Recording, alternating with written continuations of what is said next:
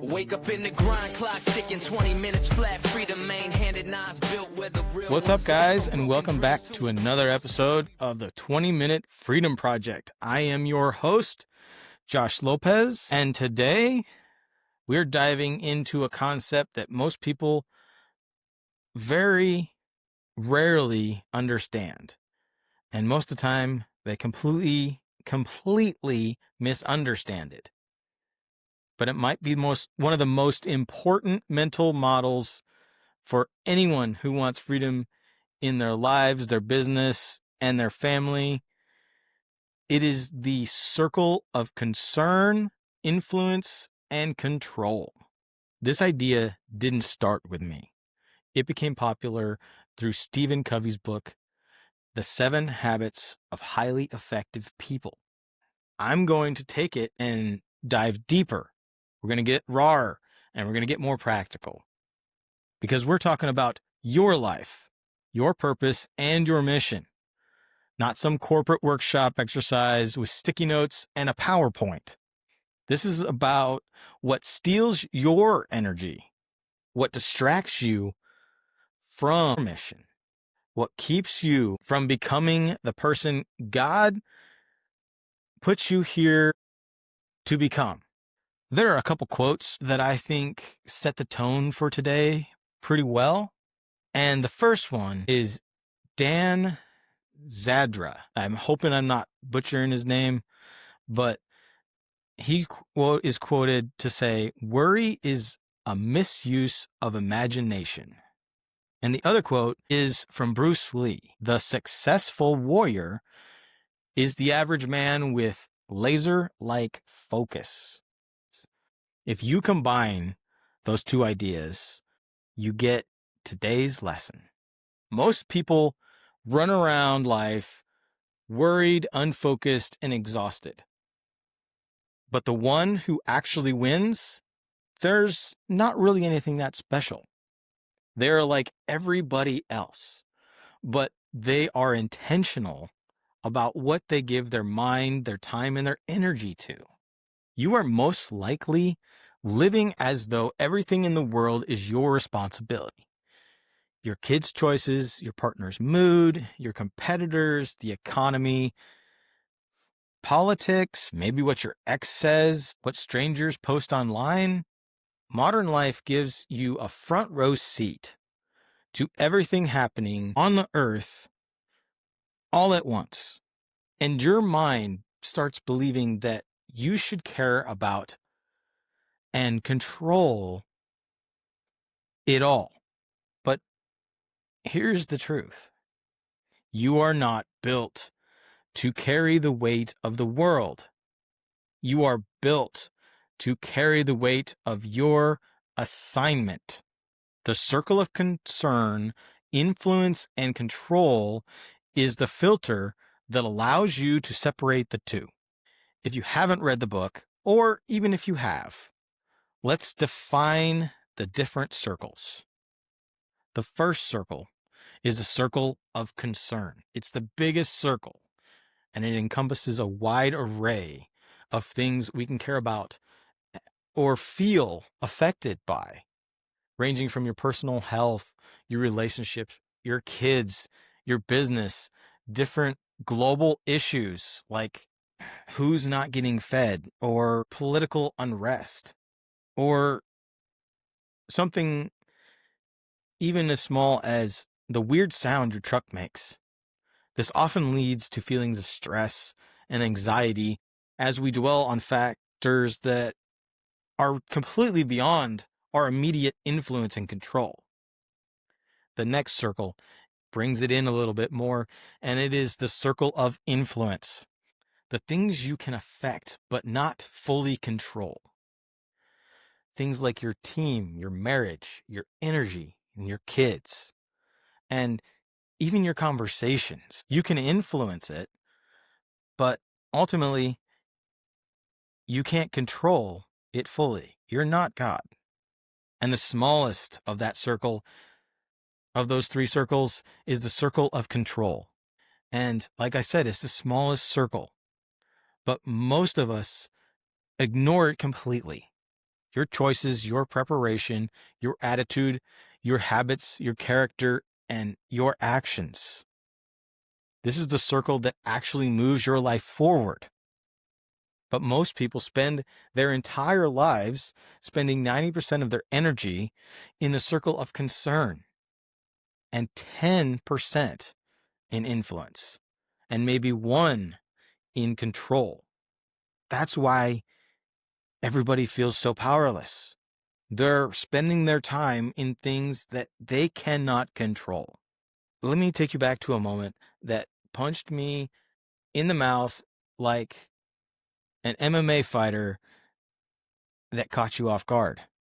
There was a season not too long ago when everything in my life felt heavy. Business felt unpredictable. Family stuff was very unpredictable, and things were happening and no one knew exactly what was going to happen. My schedule felt like it was owning me instead of me owning it.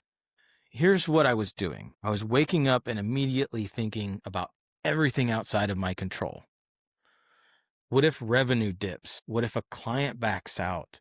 What if the market changes? What if something goes wrong with the kid? What if this? What if that? All day, worry, concern, doubt, stress. And it was all about stuff that I could not control.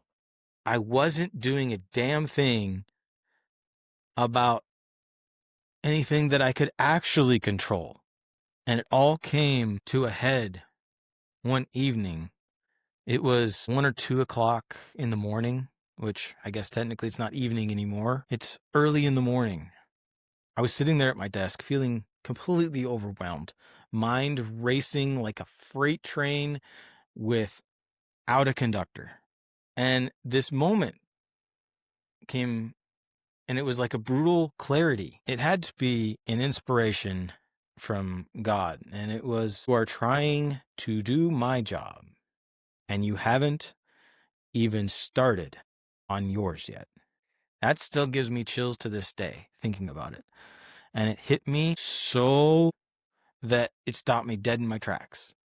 You see, I was spending so many hours thinking about the circle that belongs to God and it's the circle of concern. Instead of doing the simple discipline work in the circle he actually gave me authority over. And that day, I wrote down 2 columns: what I can control and what I cannot control. I wrote everything out. By the time I was done, I really realized I was wasting emotional bandwidth and tons of energy on things that were never mine to begin with and to take care of. Once I started focusing on the things that I could actually control, within probably 3 days of shifting the focus, the stress began to go away, my creativity began to return, and I started to actually get small wins. You might ask, so how could that happen all so quickly? It's because I stopped playing God and I started playing the position that he had given me and focused on the circle that I actually could control. Ultimately, this is not a motivational concept, but it is backed by psychology. Julian Rotter's research shows that people with an internal locus of control, meaning that they focus on the things that they actually control, not things that are outside, they perform better and have lower stress and achieve more in every area of their life. On the other hand, though, people with the external locus of control, meaning they blame their circumstances, everything is someone else's fault but their own, and they take no responsibility, have higher anxiety, worse relationships, and make less money. Your brain can only hold so much information before performance ultimately suffers. When you fill your mind with concern items, it reduces your ability to make good decisions. Take this for an example. I want you to go to your computer, open as many browser windows as you possibly can, and open as many programs as you can. That is the quickest, fastest way to lock your computer up and not get it to run fast at all. It's going to run slow as hell. The same concept works for stressed people. They perform exactly like your computer does, locked up and can't make a decision. The chronic worry keeps your brain flooded with cortisol. Cortisol shuts down the creativity, slows your digestion, reduces your sleep quality, and even damages muscle-building hormones. If you want to have a strong mind in a strong body, you have to be able to have those hormones. But that's getting off topic. When you shift to control-based thinking, your cortisol is going to drop and your decision-making improves dramatically. There is a Harvard business study that researched the top CEOs, and they spend 5% of their mental energy on things that they cannot influence, and almost entirely focus their mind on actions that they can take, which means that they are taking on things that they can control. This is why calm leaders are powerful leaders. A scattered, mentally overworked, stressed out leader is never going to be the best leader. So let's get real. There are 3 traps that are going to keep you stuck in the circle of concern. The first trap is going to be overthinking the future. We all want to focus on future plans and future ideals and future goals, but you don't want to overthink it because you're predicting outcomes that haven't happened yet. You're fighting battles that aren't real, and you're trying to solve problems that don't exist yet. Well, it's good to maybe have the plan B and what happens if this happens. You can only do that for so long. And 85% of the things that you worry about are never going to happen.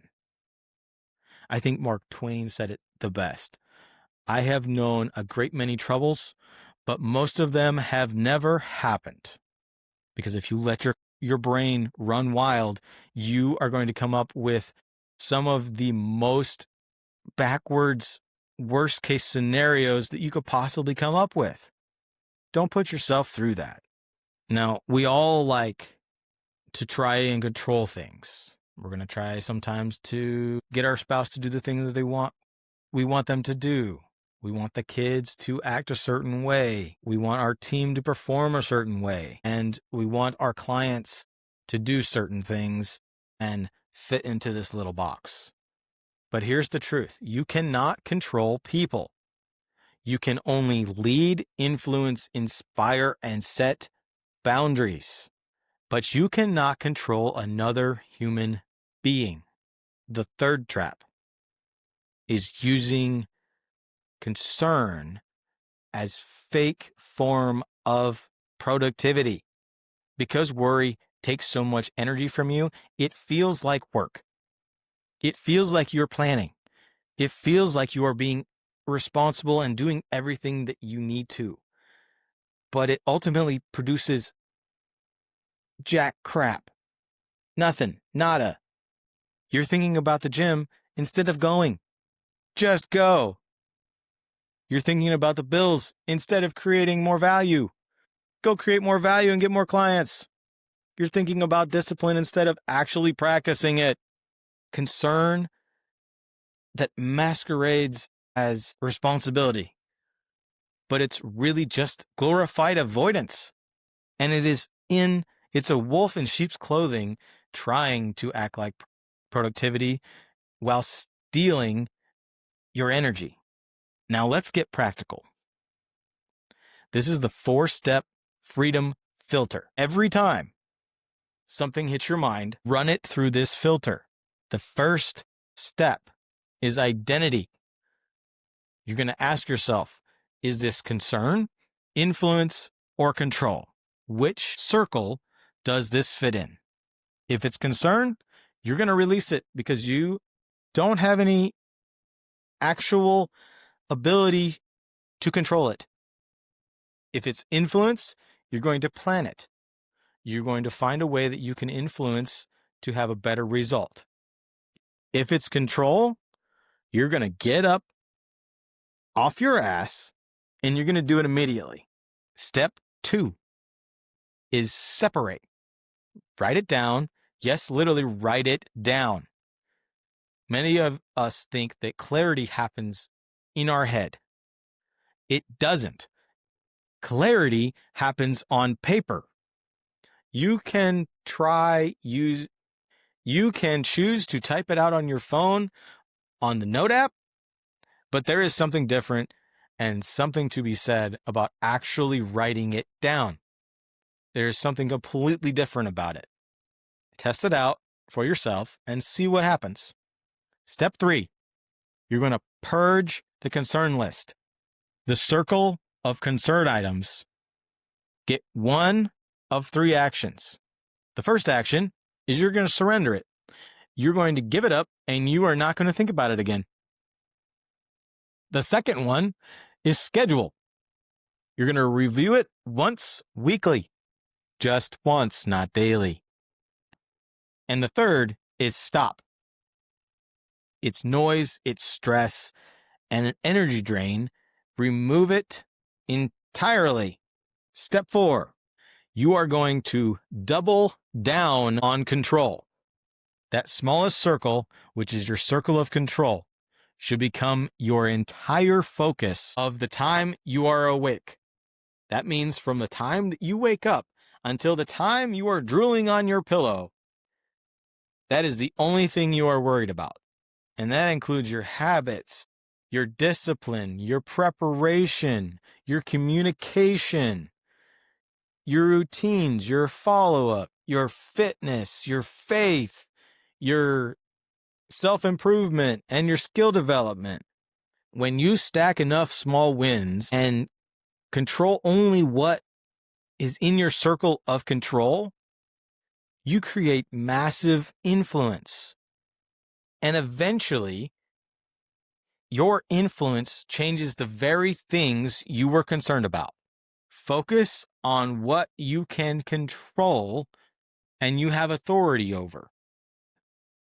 Put in the work, and the rest will take care of itself. Okay, it is time for the Freedom Challenge of the week.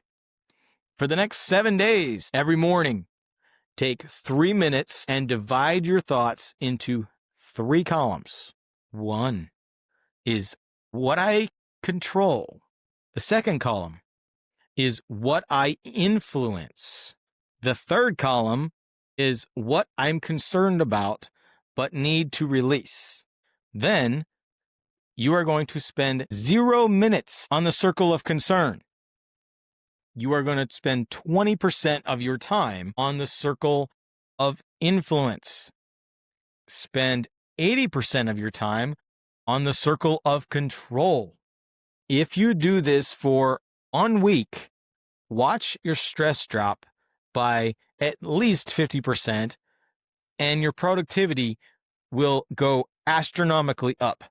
The moment you learn to control your focus, you learn to control your life, stop giving your power away, and stop letting your concerns dictate your destiny, you start living actually in the small circle that moves you forward. Your whole life will never be the same. And if this episode spoke to you or made you think, share it with someone who needs to focus on the circle of control. And as always, freedom isn't found, it's built one step at a time. Go live with purpose, lead with courage, focus on what you can control, and build the freedom that you want in your life. And I will catch you guys on the next one.